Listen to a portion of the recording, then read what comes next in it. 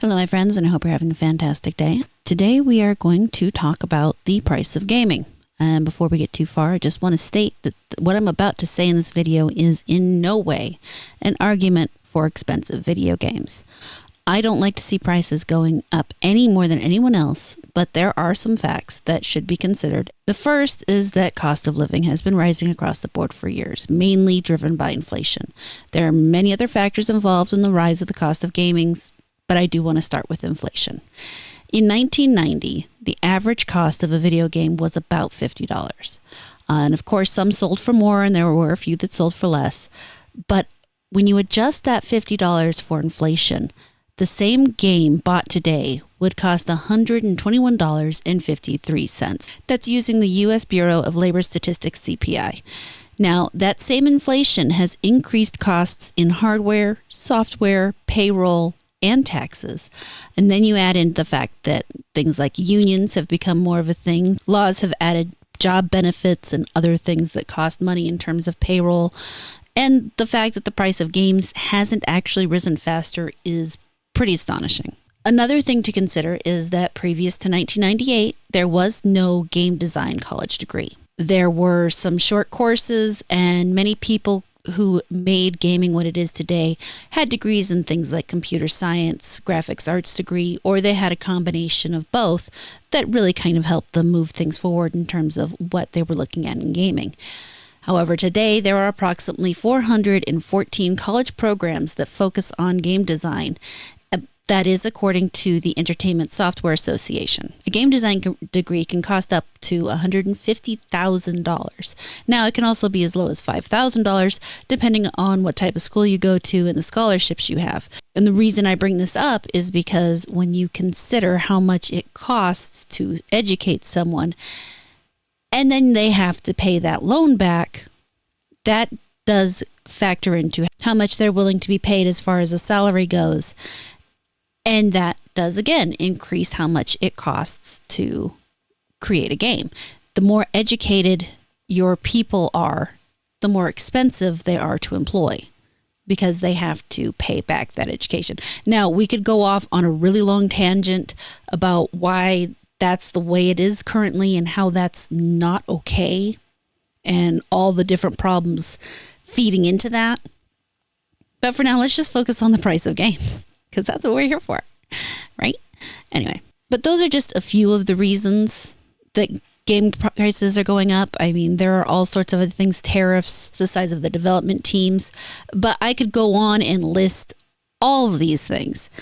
And in the end, nobody's really going to be okay with why the price is going up. It's always going to come back to, we don't care because we don't feel that this is, well, there's a lot of reasons why we don't care, but there's a very good reason for why people don't care. When you're dealing with a market, the cost to make something is nearly always a hard fact, meaning you can look at it, you can do the math, the numbers, put them all together and come up with a base cost. This is how much it cost for these people to make this game, or this is how much it costs to make a pencil, or this is how much it costs to make a pizza. And you do that by, you add how much the labor costs you add how much the materials cost you factor in some other things like, taxes and all that other stuff, because that does go into the final cost of an item. And then once you have that cost, what a business does, what a person does, what anybody who's selling something does is they look at this thing and they go, now I need to figure out how much someone's going to pay me for this. To take a detour slightly, there is a person on X. His name is Devon Ericksen. He wrote an amazing sci-fi novel called Theft of Fire. This is not a sponsored video. This is just a lead into why I'm talking about him. Though, if his wife happens to stumble by this and wants to sponsor a video, hey, why not? That book contains one of the best descriptions of an outer space dogfight chase that I have ever read. So if you're into sci-fi, if you're into outer space stuff, I highly recommend the book Theft of Fire. I will be putting a link in the description to check it out if you want to. But the reason I'm even talking about him is he also is a pretty smart guy. He's very good at breaking a number of these things down in a way that in my opinion, makes it easier for people to understand to some degree. And he has one of the best posts in regards to thinking about money and markets and the economy. What he says is, money is a measure of fucks given. Try thinking of the economy like this. On the right side, you have a massive pile of everything people give a fuck about, tangible or not. This is eggs, steel, trucks, bridges, GPUs, tree trimming services, novels, C++, smart pointer algorithms, video games. I just added that one in.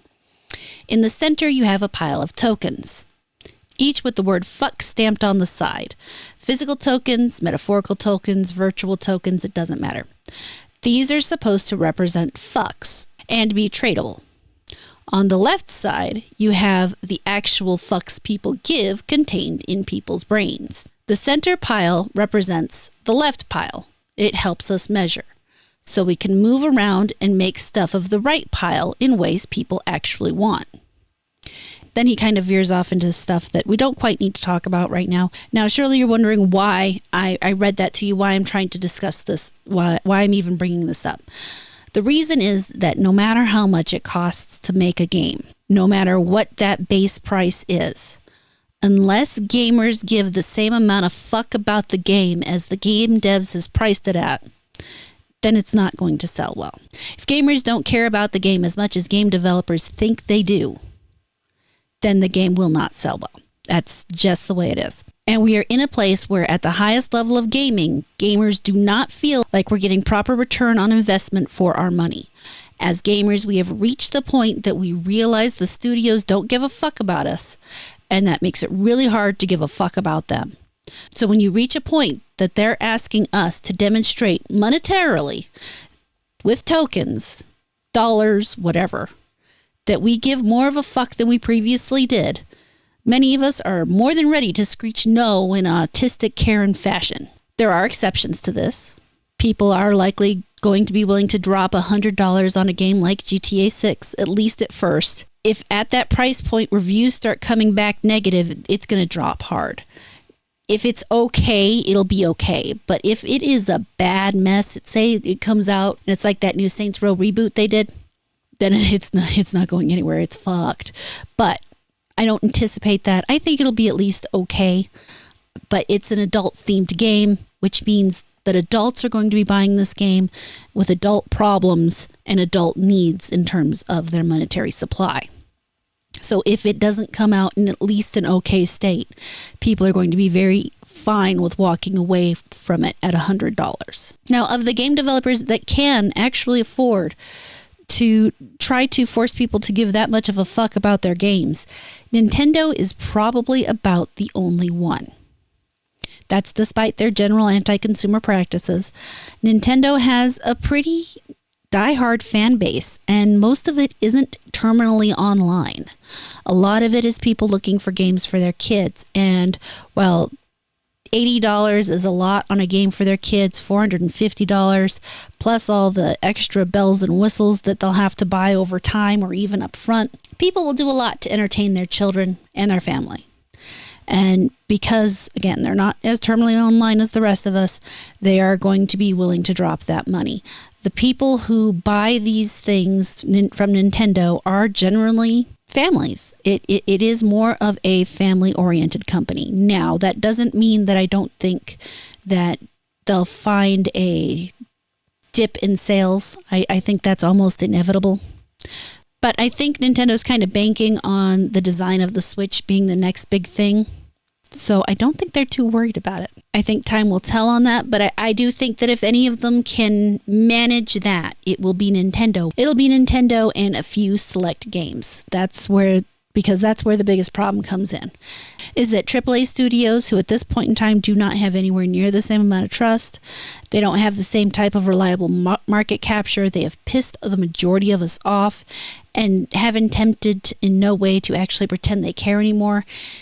Further, they have gone out of their way to insult approximately half of their player base over political opinions. They're going to try to follow in Nintendo's footsteps. They're going to try to serve up their games at $80 a piece, and people are just going to laugh at them. They're going to say, ha ha, no, and walk away. There is no way that people are going to play your average AAA studio $80. I can't imagine anybody giving Ubisoft $80 for a game. At this point, I can't imagine anybody giving Bethesda $80 for a game. There would have been once upon a time when I would have happily dropped quite a bit of money on a game just because I was excited and thought the game was going to be amazing, but they have more than destroyed that trust in me. And if they've destroyed it in me, I know they've destroyed it in plenty of other people because I am stupid. Anyway, but outside of a few select games and studios, most people aren't going to be willing to spend that $80. They're going to wait for the sale. They're going to wait until it comes out somewhere else, or they're going to sail the high seas. I see so many people on X.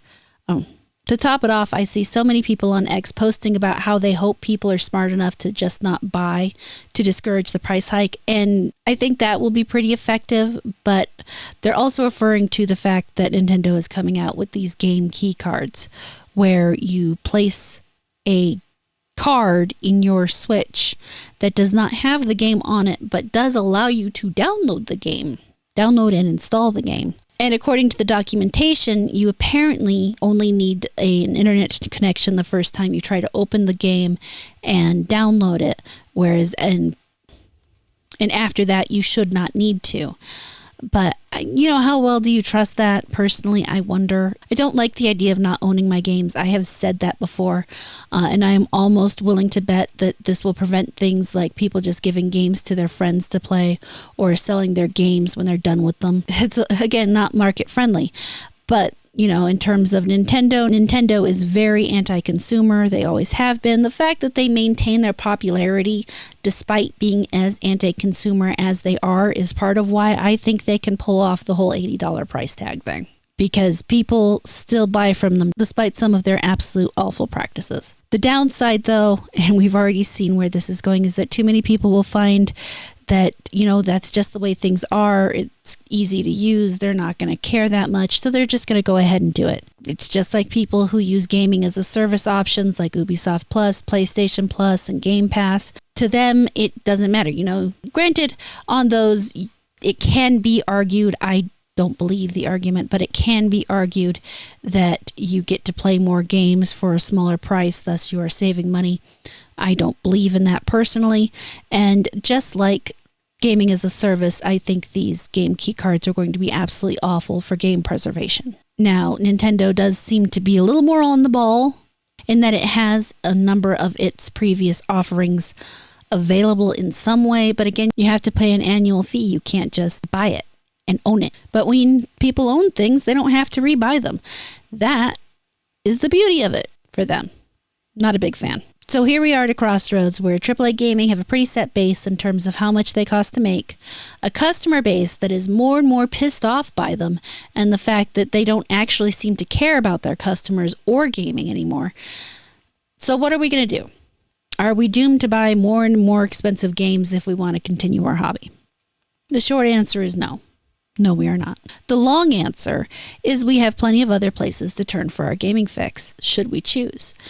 At least if you're on PC, it's a little harder if you are a console person, but there is still options, and getting those options is gradually getting easier. Those options are small to mid-sized studios and independent game developers. Those developers can and do develop their games for a much lower price, which means they don't have to aim for that $80 price tag to give us what we want. And in the age of digital delivery, they are the people who actually benefit most from that, as much as it pains me to say it. I prefer physical media, but the fact is, if you are a small game studio, a singular dev, the fact that you can, instead of having to figure out how you're going to print your game, how you are going to distribute your game, without the help of a publisher, without any of the equipment, that you can go onto the Steam store. In some cases, you can go onto the PlayStation store and list your game, and people can buy and play your game. Takes that enormous barrier of entry away and allows you to actually sell your game. And on one hand, that does help us, the gamer, because it gives us more access. It gives us that huge variety of games that we can go out and pick from. Now, we, of course, do have to deal with a whole lot of slop. There's a lot of shit in the way in order to get down to those gems. But if you are someone who is really willing, if you are, in my opinion, a real gamer, you are willing to brush that shit away and get to something good. It takes work, it takes effort, but in the end, the good things in life do. They just do. There is no way really around that. But we have access to the people who still actually care about gaming. Now, we also have access to people who are very ideologically driven, but unfortunately for them and fortunately for us, we do not have to buy from them if we do not choose. If you are going to have an extreme ideological opinion that you want to try to shove down everyone else's throat, then you need to make sure you are putting out an absolutely amazing goddamn game that is going to make people forget how retarded you are. When it comes to making an amazing game, a lot of people are going to be willing to overlook a lot of things, but it has to be a good game. There is no in between on that. But I kind of guess the upshot on all of this word salad that is coming out of my head is there is some logic behind why AAA gaming studios think they deserve more money, other than it just being greed.